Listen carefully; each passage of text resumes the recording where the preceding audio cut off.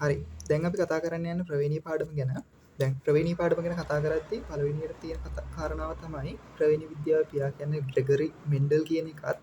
එතකොට මේ ප්‍රවේණී විද්‍යාව කියන එක ගොඩනැගෙන්නේ මේ අර ග්‍රෙගර් මෙන්ඩල්ගේ සුපරීක්ෂාකාරව සැලසුම් කරන ලද අර පරීක්ෂණ මගින් ගෙවතු මෑ ශාකය අභිජනනය කිරීමෙන් තමයි. කියන්නේ ඒ ලබාගත් දත්ත ඇසුරු කරගෙන තමයි මේ ප්‍රවේණී කියන පාඩම ගොඩක් දුරට බැඳලා තියෙන්නේ.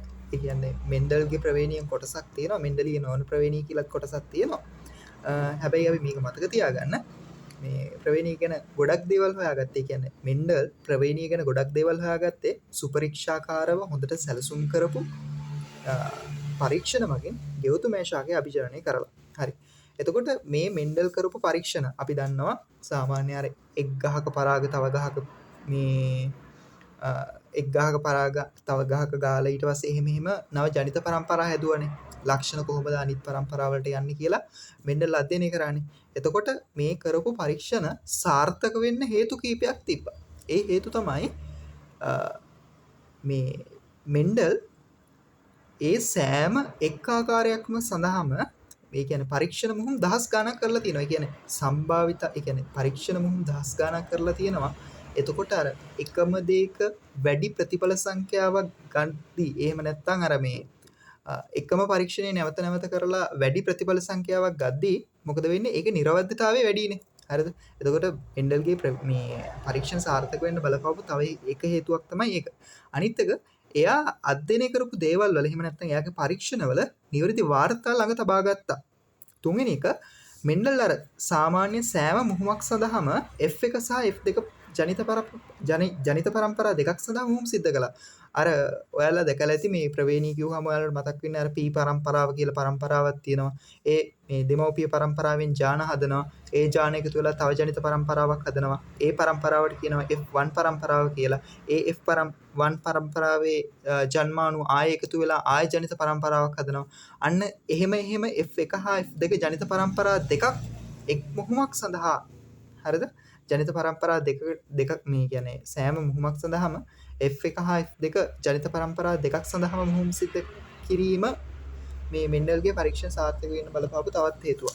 ඊට පස්සේ අනිත් එක තමයි යාගේ පරීක්ෂණවල ජනිතයන් ගැන ලබාගත් දත්ත ප්‍රමාණාත්මකව විශ්ලේෂණය කරා. ඒ කියන්නේ ඔයා දැකලා ඇති අර මේ කොළ පාට රවුම් බීජ මෙච්චරයි, රැලි වැටුණු බීජ මෙච්චරයි. ඒ වගේ ප්‍රමාණාත්මකව විශ්ලේෂණය කරා. හරි. එතකොට මේකේ ඇයි මෙන්ඩල්ගේ පරීක්ෂණ සඳහා ගෙවතු මෑ ශාකය ගත්තේ කියලා බැලුවොත් ඒකට ප්‍රධාන කාරණා මේ කීපයක් තිබ්බා. ගෙවතු මෑ ශාක සතුව අභිමත ගුණාංග කියනවා. ඒ තමයි මේ ගෙවතු මෑ ශාකයේ සතුව මේ ප්‍රතිවිරුද්ධ ගති ලක්ෂණ ගොඩක් ඒ කියන්නේ ගණනාවක් තිබ්බා. ඒ කියන්නේ මොනවාද? දිගටි කරල්, කෙටි කරල්, ඊට පස්සේ රවුම් බීජ, රැලි වැටුණු බීජ, මල්වල වර්ණයේ ප්‍රතිවිරුද්ධාකාර, ඒ වගේ ප්‍රතිවිරුද්ධ ගති ලක්ෂණ රාශියක් සහිත ප්‍රභේද ගණනාවක් තිබ්බා. අනිත් එක ජනන කාලය කෙටි වුණා. ඒ කියන්නේ ඉක්මනින් වර්ධනය වෙලා ඉක්මනින් පැල ලබා දුන්නා. එහෙම නැත්නම් ප්‍රතිඵල ලබා දුන්නා. එතකොට අනිත් එක සෑම මුහුමකදීම ප්‍රචලිතයෙන් විශාල සංඛ්‍යාවක් ලැබුණා. හරි. ගෙවතු මෑ කියන්නේ මෑ කරල්නේ.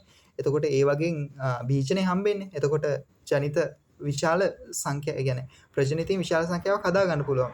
මොකද මේ බීජ වැඩි ප්‍රමාණයක් හැදෙනවනේ. හරි. අනිත් එක එයා සිදු කරපු සෑම මුහුමක්ම පාලනය කරන්න පුළුවන් වුණා. ඒ කියන්නේ පරපරාගණය කරගන්න එයා කියන්නේ මෙන්ඩල්ට ඕන නම් පරපරාගණය කරන්න. ඒ කියන්නේ එයාලා අතර සිද්ධ කරන සෑම මුහුමක්ම පාලනය කරන්න පුළුවන් වුණා. හරිද? අන්න ඒ ලක්ෂණ හින්දා ප්‍රවේණික මේ මෙන්ඩල් පරීක්ෂණ සඳහා ගෙවතු මෑ ශාකය යොදාගත්ත කියලා. ඒ කියන්නේ මෙන්න මේ වගේ අභිමත ලක්ෂණ ටිකක් තිබ්බා මේ ගෙවතු මෑ ශාකය මෙන්ඩල්ගේ පරීක්ෂණ සඳහා සුදුසු වෙන්නේ. හරිද? ඒකේ විද්‍යාත්මක නාමයක් තියෙනවා. මේක මේ ඒ ඉංග්‍රීසියෙන් කියවන විදිහටම ඕනේ නැහැ. නිකන් පිසුම් මේ සාටියුම් හරි මොකක් හරි විදිහට මතක තියාගන්න. එතකොට අර අමතක වෙන්නේ නැහැ මේ අකුරු එහෙම. හරි. ඊට පස්සේ අපි කතා කරන්න යනවා ප්‍රවේණී විද්‍යාවේ වාග්මාලාව ගැන. ළමයි මේ ප්‍රවේණී විද්‍යාවේ වාග්මාලාව ගැන කතා කරද්දී දැන් ළමෙක් හරි කවුරු හරි ගන්නකො. ඒ ළමයාගේ තියෙන එක එක මේ මෙහෙම දේවල් තියෙනවනේ. ඔන්න ඇස්වල වර්ණය, හිස කෙස්වල ස්වභාවය, එතකොට හමේ වර්ණය, එයාගේ උස වගේ අර මොකක් හරි මේ ඒ කියන්නේ අර දේවල් ටිකක් තියෙන්නේ. අන්න එහෙම දේවල් ටිකකට කියනවා ලක්ෂණ කියලා. හරිද? ඇස්වල වර්ණය, හිස කෙස්වල වර්ණය. අන්න ඒ වගේ දේවල්ට කියනවා ලක්ෂණ කියලා. එතකොට ඇස්වල වර්ණය කිව්වහම ඒකේ මේ ඇස්වල වර්ණ කීපයක් තියෙන්න පුළුවන්. ඒ කියන්නේ කළු ඇස් තියෙන්න පුළුවන්, දුඹුරු ඇස් තියෙන්න පුළුවන්, නිල් ඇස් තියෙන්න පුළුවන්, කොළ ඇස් තියෙන්න පුළුවන්. ඒ වගේ එකම ලක්ෂණයක තියෙන විවිධ ආකාර ප්‍රභේද කියලා කියනවා. හරිද? එතකොට හිස කෙස්වල ස්වභාවය ගත්තාම බොකොටු රිලැක්ස් එක එක මේ විවිධාකාර ආකාර තියෙනවානේ. ඒවට කියන ප්‍රභේද කියලා. හැම ගත්තත් ආකාර තියෙනවා එකිනෙකට වෙනස්. ඒවට කියනවා ප්‍රභේද කියලා. හරි. එතකොට මෙන්න මේ ප්‍රභේද වලින් ජීවීන් තුලට යනවා මේ ප්‍රභේද දෙකක්. අර ඔයා දැකලා ඇති ජන්මානු ලියද්දී RR කියලා ලියන්නේ. එහෙම නැත්නම් RR කියලා ලියන්නේ. අර මොකක් හරි එකක ප්‍රභේද දෙකක් ජීවියෙක් තුලට යනවා. ඒ කියන්නේ ජීවියෙක් ඇතුළට කළු නිල් කියන මේ ප්‍රභේද දෙක යන්න පුළුවන්. හරිද? බොකොටු රිලැක්ස් කියන මේ ප්‍රභේද දෙක යන්න පුළුවන්. ඊට පස්සේ කළු දුඹුරු කියන ප්‍රභේද දෙක යන්න පුළුවන්. කළු සුදු කියන ප්‍රභේද දෙක යන්න පුළුවන්. අර ඒ වගේ ජීවින් තුලට යන ප්‍රභේද තියෙන්නේ. ජීවින් තුලට යන ප්‍රභේද වලට කියනවා ඇලීල කියලා. ඇලීල කියලා. හරිද? ජීවින් තුලට යන ප්‍රභේද වලට කියනවා ඇලීල කියලා. ජීවින් තුලට යන ප්‍රභේද කියනවා ඇලීල කියලා. ඒකෙනුත් පිටට පේන කෙනා ඉන්නේ. ඒ කියන්නේ පිටට පේන කෙනා. ඒ කියන්නේ පිටට පේන කෙනා නෙමෙයි. දැන් ඔව් පිටට පේන කෙනා ප්‍රමුඛයි කියලා කියන්න පුළුවන්. හරිද?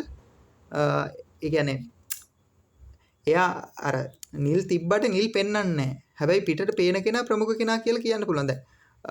දැන් රිලැක්ස් තිබ්බට ඒ කියන්නේ අර පිටට පේන කෙනා ප්‍රමුඛ කෙනා. හරිද?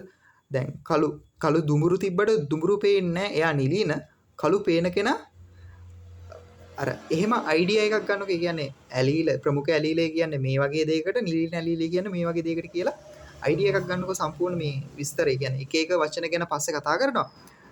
මට ඕන වුණේ මේකෙන් අර ඒව අතර තියෙන සම්බන්ධතාවය මෙන්න මේකයි කියලා ඔයාලට කියන්න. හරි. අපි යන් ඊළඟ කොටසට. හරි. දැන් කතා කරන්න තියෙන අර ප්‍රවේණි විද්‍යාවේ වාග්මාලාව කියලා කොටසක් තියෙන්නේ. එතකොට ඒකේ පළවෙනි වචනේ තමයි ලක්ෂණ කියන්නේ. අර ලක්ෂණ කිව්ව මම අරක පැහැදිලි කරලා දුන්නා වගේ හිස කෙස්වල වර්ණය ඇස්වල ස්වභාවය වගේ දේවල් වලට තමයි ලක්ෂණ කියන්නේ. ප්‍රභේදන කියන්නේ ඒ ලක්ෂණයක තියෙන විවිධාකාර. හරිද? බොකුටු රිලැක්ස් ඉස්තයකුරු වගේ ගති ලක්ෂණ කියන්නේ ඒ විවිධාකාර ප්‍රභේද වලින් මේ වගේ එකිනෙකට වෙනස් විවිධාකාර ප්‍රභේද වලින් ජීවීන් තුලට යන දේවල් දෙක. හරිද? ඒකට තමයි ගති ලක්ෂණ කියන්නේ. එහෙම නැත්නම් ඇලීල කියලාත් කියනවා. හරිද? එතකොට ඊට පස්සේ හතරවෙනි වචනේ ඥානය.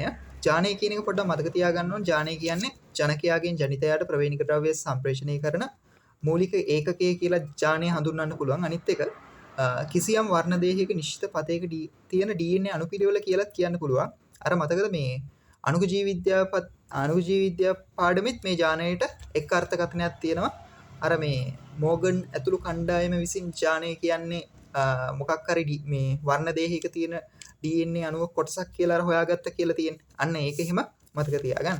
එතකොට ඥානය කියන්නේ සරලව ගත්තොත් අර මේ මෙන්න මේ ප්‍රභේද දෙක අසුරලා යවන්නේ ජීවියෙක්ට. දැන් බොකුටු කියන ගති ලක්ෂණය, රිලැක්ස් කියන ගති ලක්ෂණය යවන්න දෙයක් තියෙන්න බෑ. දැන් අපි හිතමුකෝ නිකන් පෙන් එක්ක මොකක් හරි දත්ත ටිකක් ගබඩා කරලා දැන් බොකුටු කියන දත්තය අපිට දෙන්න එපා තව කෙනෙක්ට. එතකොට ඒ බොකුටු කියන දත්තය ගබඩා කරන ඒකකයේ තමයි ඥානය කියන්නේ. එතකොට ජීවියාට ගති ලක්ෂණ සම්ප්‍රේෂණය කරන්නේ ඥානයේ විසින්. හරිද? එතකොට මෙන්ඩල් කිව්වා මේවට සාධක කියලා. ඇලීල කියන්නේ අර මං කිව්වේ මේ ගති ලක්ෂණ. ඒ කියන්නේ දැන් බොකුටු කියන එක්කෙනා අරන් යන අර පෙන් එක වගේ එක තමයි ඇලීල කියන්නේ. හරිද? තේරුණාද? ඒ කියන්නේ සාමාන්‍ය ඒ කියන්නේ සාමාන්‍යයෙන් මං කියන එක තේරෙනව නේද? ඒ කියන්නේ අර දැන් හිතන්නකෝ ඔයාට මොකක් හරි ෆිල්ම් එකක් අරන් යන්න ඕන කියලා. එතකොට ෆිල්ම් එක තමයි මේ ගති ලක්ෂණය කියන්නේ. එතකොට ෆිල්ම් එක අරන් යන චිප් එක ඕහෝ පෙන් එක තමයි ඥානය කියන්නේ. හරිද? හරි. ඇලීල කියන්නේ සාමාන්‍ය මේ ඥානයකට පිටපත් දෙකක් තියෙනවා. හරිද? සාමාන්‍ය ඥානයකට පිටපත් දෙකක් තියෙනවා. දැන් ඥාන කියන්නේ හරියට ගත්තොත් ජීවියෙක් හැදෙන්නේ මවගෙන් සහ පියාගෙන් එන ජන්මාණු එකතු වෙලානේ. එතකොට ඒ එකතු වෙද්දී මවගේ වර්ණ දේහයක් වෙනවා, පියාගේ වර්ණ දේහයක් වෙනවා. එතකොට එක ඥානයකට අදාළව පිටපත් දෙකක් තියෙනවා. අර ඔයාලා මේ තියෙන R simple R capital R simple R කියලා තියෙන. අර එකම ඇලීලයකට, ඒ කියන්නේ එකම ඥානයකට පිටපත් දෙකක් තියෙනවා. හරිද? එතකොට මේ පිටපත් දෙක එකිනෙකට සමානයි නම් ඒකට කියනවා සමයෝගී කියලා. මේ පිටපත් දෙක එකිනෙකට අසමානයි නම් ඒකට කියනවා විෂමයෝගී කියලා. හරිද? ප්‍රවේණි දර්ශය කියන්නේ හරිද? තියෙන එයාගේ තියෙන ඇලීල මොනවද කියන එක. එයාගේ තියෙන සිම්පල් ආර්ද කැපිටල් ආර් සිම්පල් ආර්ද කැපිටල් ආර්ද කියන එක තමයි ප්‍රවේණි දර්ශය කියන්නේ. එතකොට රූපානුදර්ශය කියන්නේ එයාගේ ප්‍රවේණි දර්ශය නිසා එයාගෙන් පිටට පේන දේ. දැන් හිතන්නකෝ. දැන් අපි හිතමුකෝ එයාගේ ඥානීය විදියට ප්‍රවේණි දර්ශයේ විදියට කැපිටල් ආර් සිම්පල් ආර් තියනවා කියලා.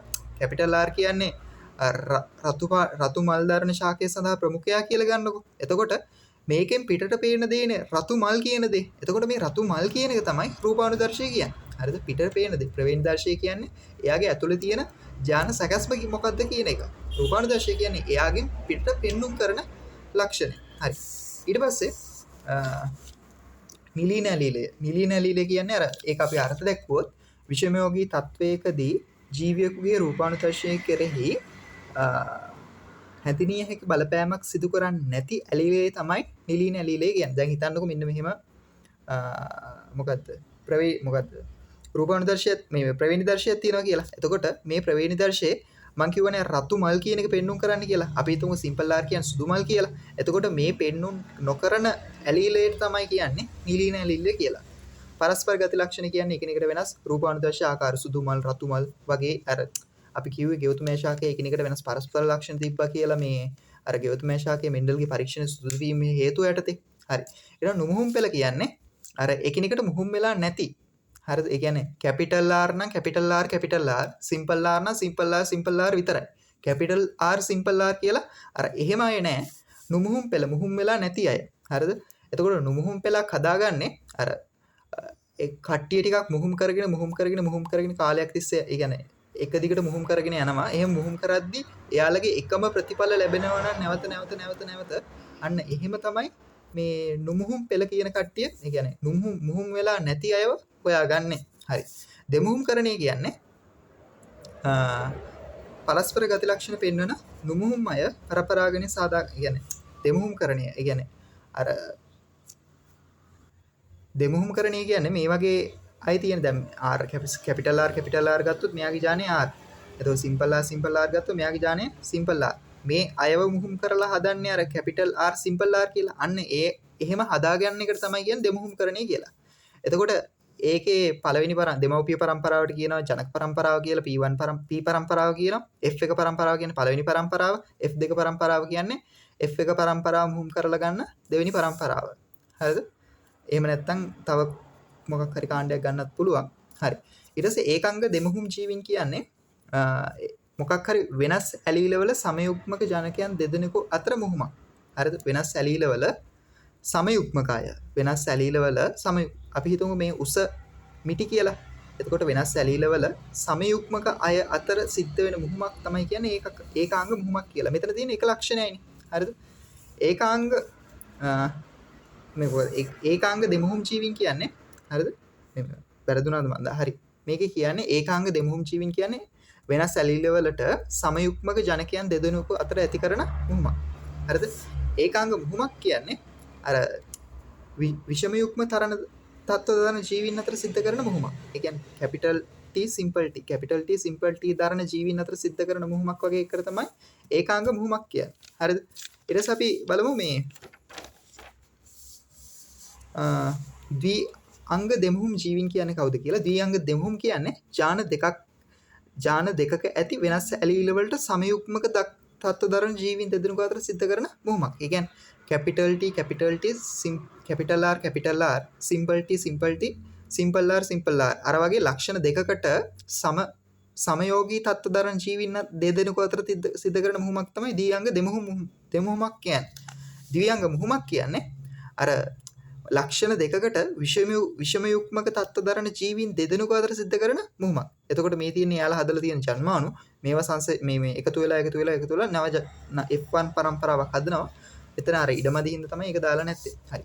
පරීක්ෂා මුහුමක් කියන්නේ අර මේ විශිෂ්ට ප්‍රමුඛ ගති ලක්ෂණට අදාළව නොදන්නා ප්‍රවේණි දර්ශයක් සහිත ජීවියෙකුගේ ප්‍රවේණි දර්ශය නිර්ණය කිරීම උදෙසා. හරිද? ඒ විශිෂ්ට ගති ලක්ෂණයට අදාළ නිලීන සමයුග්මක ජීවියෙකු සමග අභිජනනය කිරීම තමයි පරීක්ෂා මුහුමක් කියන්නේ. දැන් අපි හිතමුකෝ ඔන්න රතු මල් තියෙන ගහක් තියෙනවා. හරි. දැන් රතු මල් තියෙන ගහක් නම් අපි හිතමුකෝ රතු මල් සඳහා ප්‍රමුඛ ඇලීලේ R නම් මෙතනට කැපිටල් R එන්නත් පුළුවන් සිම්පල් R එන්නත් පුළුවන්. දැන් අපිට මේක හොයා ගන්න ඕන. මොකද්ද මෙයාගේ ප්‍රවේණි දර්ශය කියලා. අන්න ඒ වගේ වෙලාවට අපි කරන්නේ සමයෝගී මේ කෙනෙක් කියනවා. හරිද? නිලීන ගති ලක්ෂණය සඳහා සමයෝගී. හැබැයි ඉතින් මේ මල්වල වර්ණය කියන ඒ කියන්නේ මේ අපි දැන් තෝරගන්නේ රතු කියලා ගන්නේ මල්වල වර්ණය කියලා නම් ඒ මල්වල වර්ණයට අදාළව තියෙන ඇලීලියම තමයි ඕන. හරිද? ඒකයි කියන්නේ මේ විශිෂ්ට ගති ලක්ෂණයට අදාළ නිලීන සමයුක්මක. නිලීන සමයුක්මක කියන්නේ සිම්පල් R සිම්පල් R. අන්න මේ නිලීන සමයුක්මක එක්කුයි නොදන්නා ප්‍රවේණි දර්ශයේ අතර සිද්ධ කරන මුහුමකට කියනවා පරීක්ෂා මුහුමක් කියලා. හරිද? ප්‍රවේණී පාඩමට අදාළ වාග්මාලාවේ මුල් කොටසට අදාළ ටික මේ ටික.